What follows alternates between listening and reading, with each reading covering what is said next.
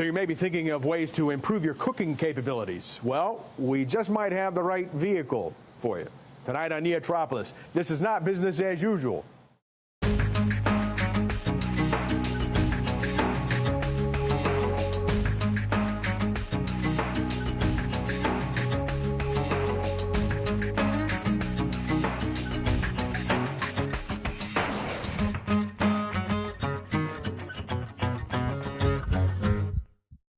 Welcome to NEOtropolis. We are not business as usual. Hi, I'm your host, Jim Evans.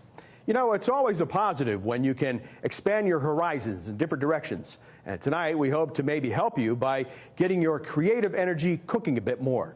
In fact, we'll show you a place in Northeast Ohio that has just the right recipe to literally put you in position to do that. We have that on the back burner, so stay with us. But right now, we take a look at regional business news from the NEOtropolis Good Business News Aggregator. This is the good business news along the I-77 corridor for the week of May 2nd. Wednesday's Cleveland Plain Dealer business section reports that Lordstown-built General Motors Chevrolet Cruze, with its highest sale since its launch at over 25,000 cars, was the number 2 sold compact car in the country last month. The Honda Civic was number 1.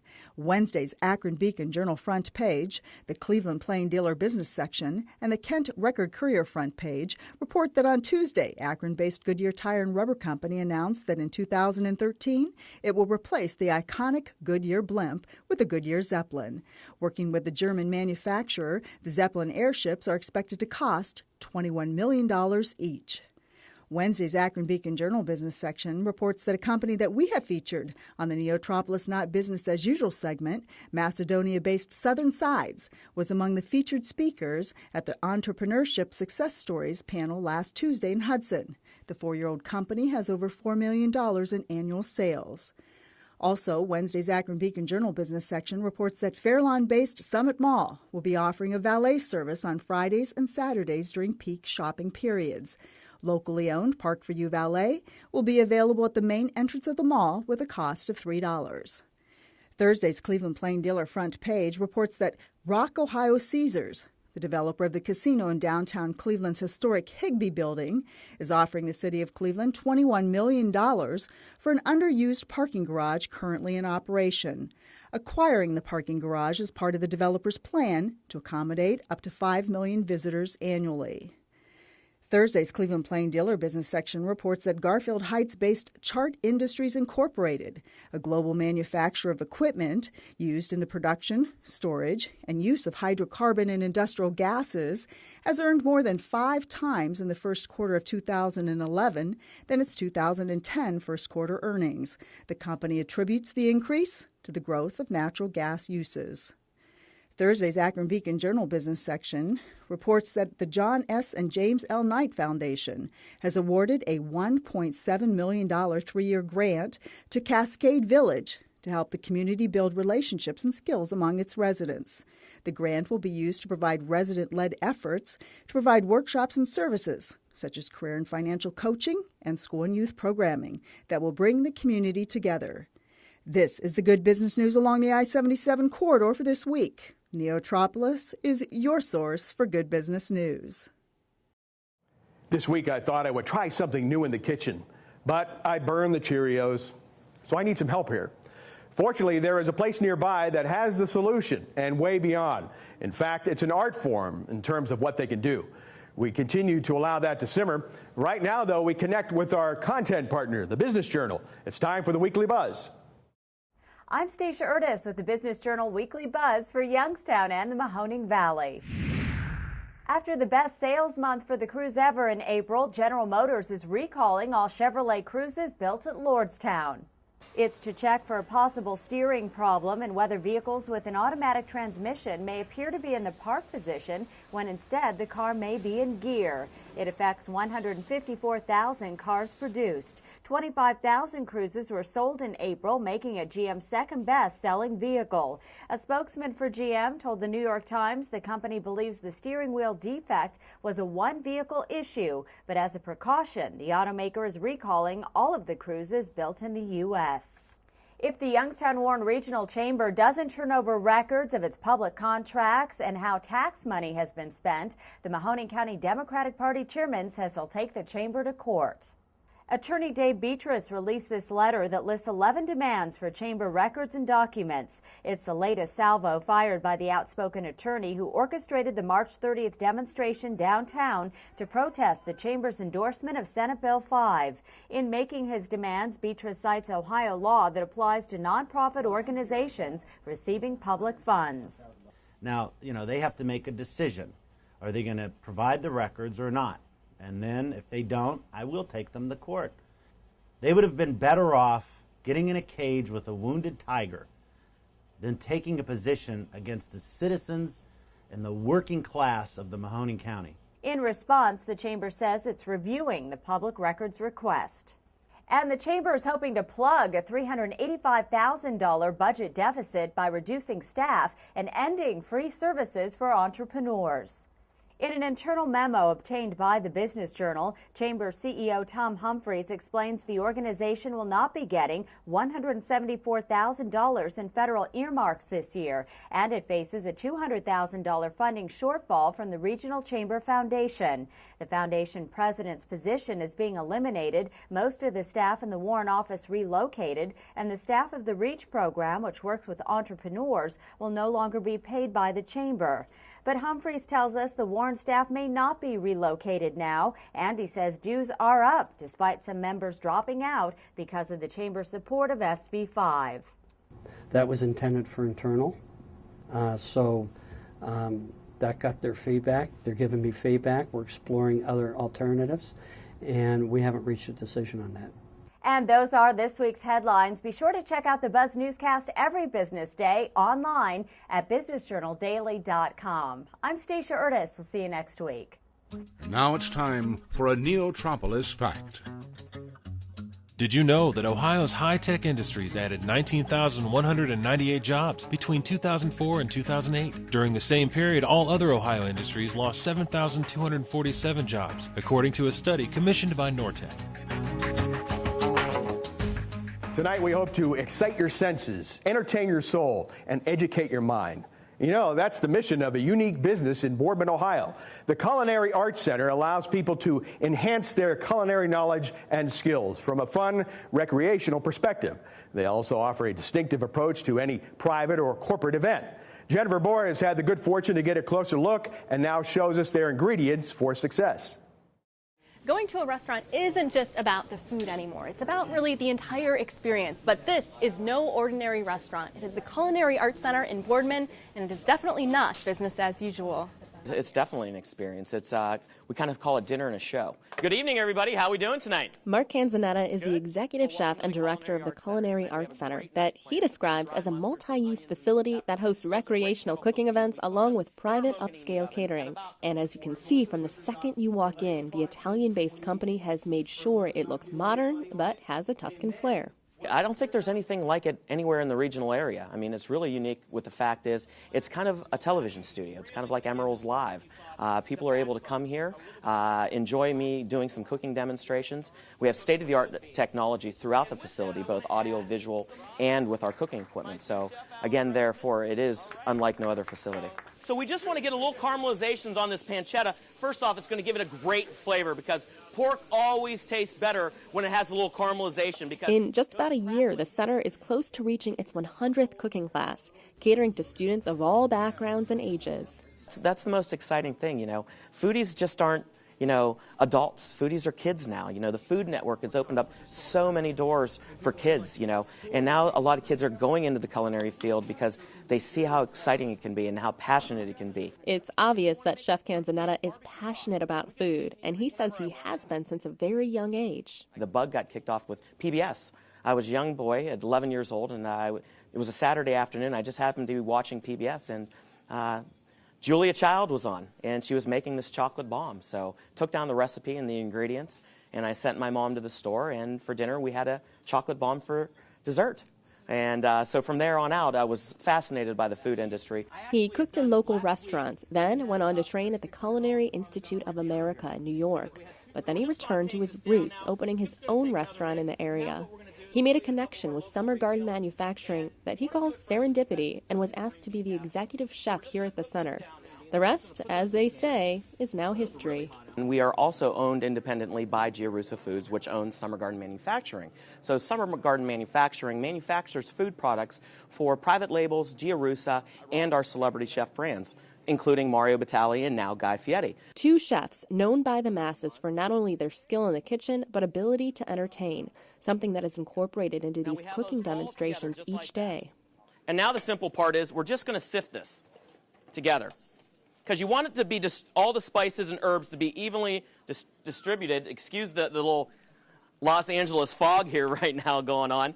Well, it's never business as usual here because you never know what you're going to get. It's just every day to me is a new day. So I might find something 2 days before class or a half an hour before class, and it's not going to be in the program. So it's not business as usual because I don't have a set story that I tell every night. It's always new. But he says the reaction from guests who visit the center stay pretty consistent and can be summed up in just a few words. Overwhelmed at times, just blown away. They're like, we're so glad we feel like we took a vacation, but we didn't have to leave Youngstown, is a lot of the comments we get. It was an escape for them for the evening, and they really, really like that. It's an atmosphere that's meant to be relaxing, from the many flickering candles and plush seats to the cozy lounge filled with a variety of wines and drinks. In fact, pairing the appropriate drinks with the food being made is a big part of the experience. The Chianti, again, is meant to be a little bit tart. The grape that you use to make Chianti is Sangiovese. And it's places like this that Scott McGeehan believes help to increase interest in the food industry here in Northeast Ohio. I think we have a younger demographic that basically wants to eat healthier food and have a fuller range of flavors, and it's more about entertainment for them. Scott really knows food as the key account manager for Gordon Food Service and a part of the Cleveland Area Restaurant Association. Well, the Cleveland Restaurant Association, or what they call CARE, is an organization that basically promotes the growth of the food service industry. I like to do dry rub wings because I don't like it too saucy. Right. I like to dip it into the sauces. So whenever you find your favorite sauce that you want to dip into, I prefer that rather than smothering and just putting tons of sauce right on your wing.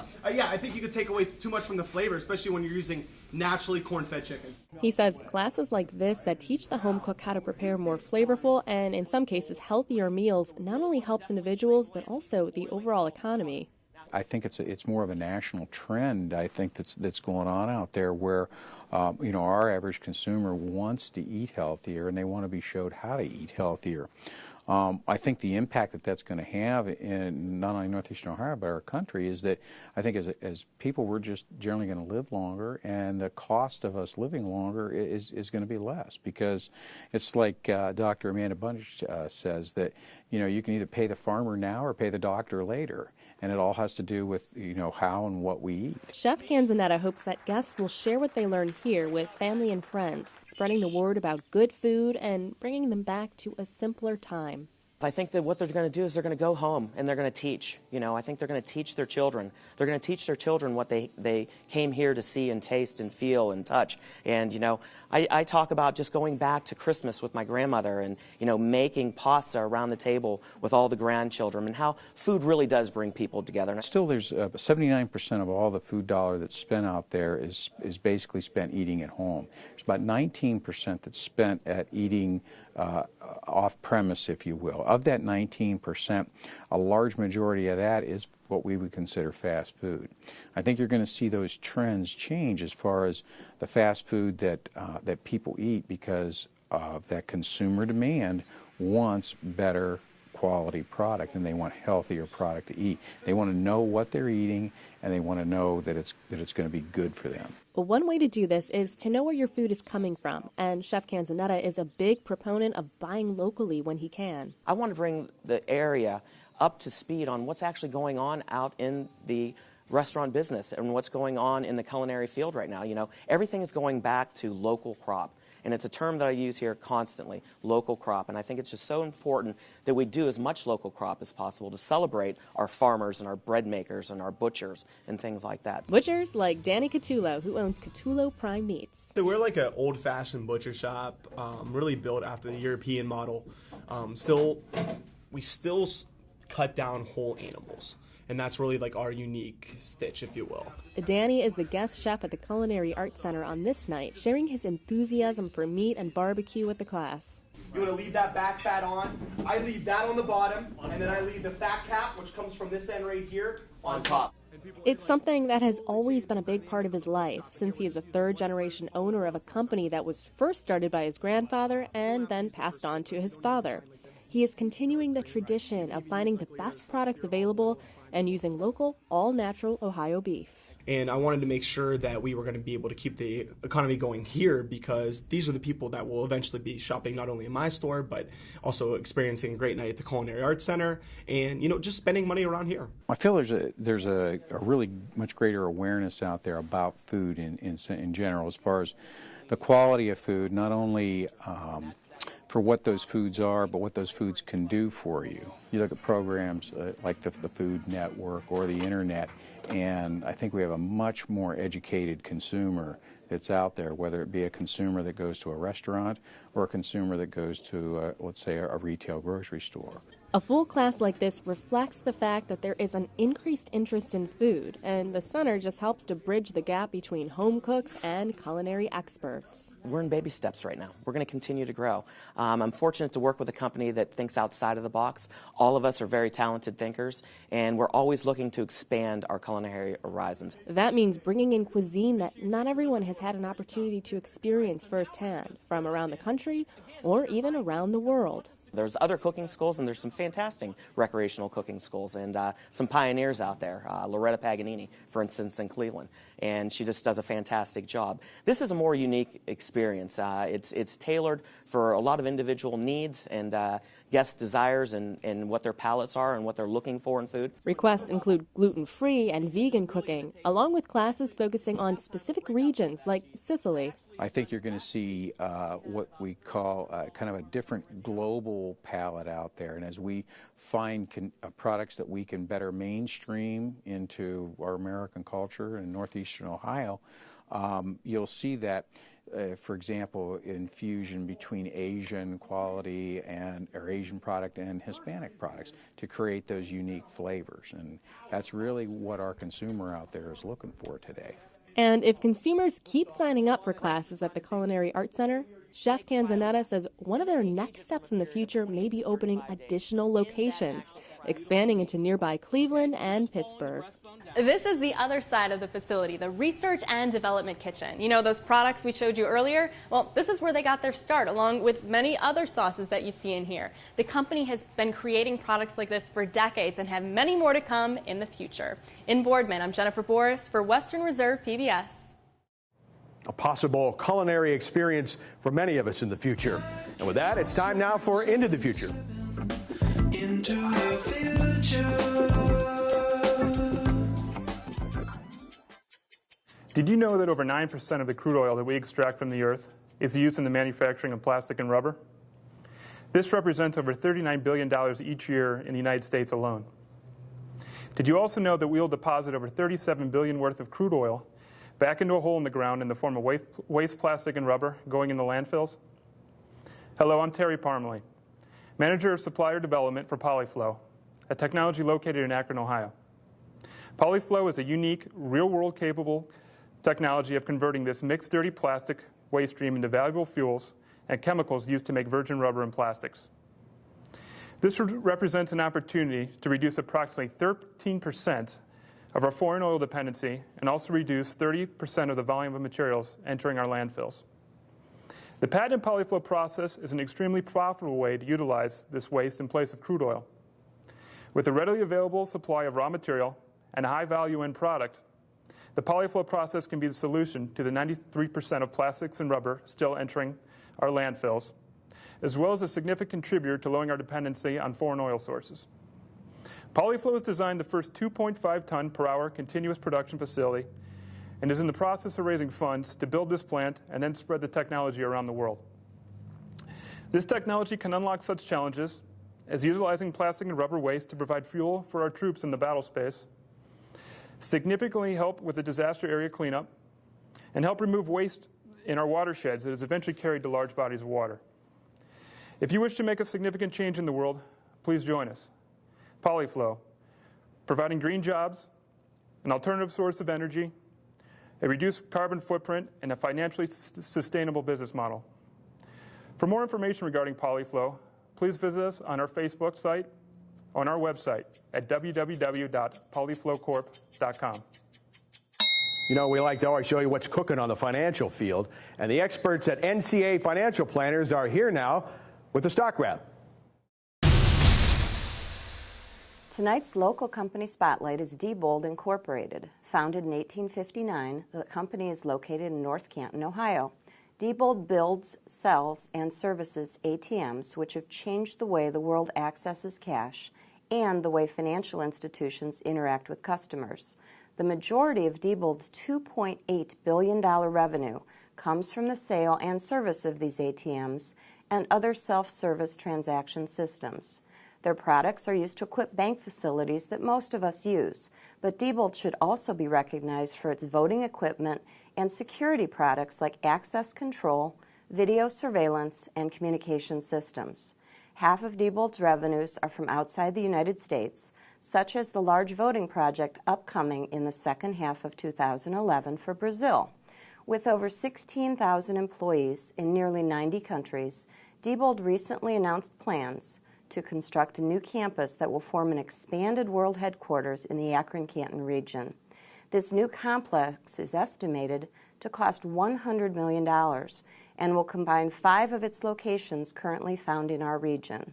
The state has already committed $56 million in tax credits, loans, and incentives for this project. In return, Diebold has committed to retain about 1,500 jobs in Ohio over the next 18 years. Trading on the New York Stock Exchange under the symbol DBD, its midweek close was $32.74. Year to date, the stock is up 2.15%, but over the last 5 years, the stock is down 24.87%. Diebold has taken a leading role in ATM security and ATM fraud protection, and we look forward to more good things to come from Diebold. Back to you, Jim. This evening's offering fits right into culture and entertainment in Northeast Ohio. We have the guy who brings plenty to the table when it comes to that. Cool Cleveland's Thomas Mulready joins us now to tell you about some other events that are on the menu in NEOtropolis this weekend. What we're talking about is the business of fun.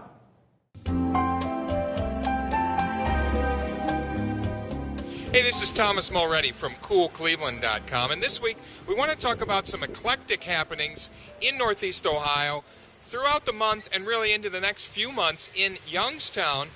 At the Oakland Center for the Arts, Kiss of the Spider Woman is there through the end of May, 220 Boardman. In Akron, at the Akron Art Museum, if you haven't seen the MC Escher display yet, check it out. It is totally awesome. And Actors Summit, they have been in Hudson for the past few years. They are making a move back to Akron. They're going to be at Greystone Hall, which is 103 South High Street. They're taking over the 6th and 7th floors. They're building a 150-seat thrust theater, and they're putting on Some Enchanted Evening, The Songs of Rodgers and Hammerstein, and that's going to be there through the end of May also.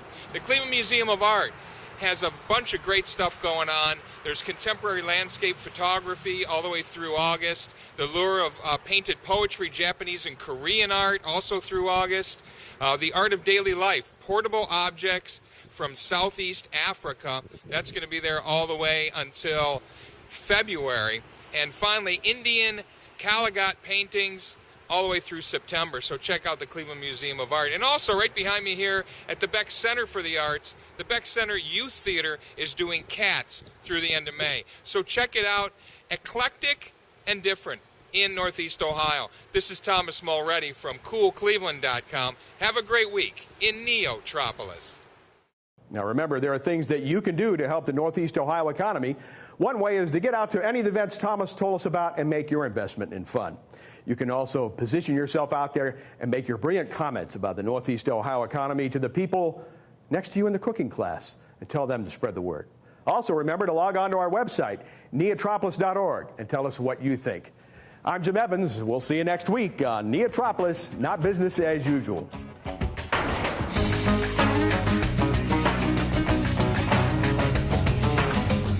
Funding for NEOtropolis has been provided by the Burton D. Morgan Foundation, committed to the free enterprise system.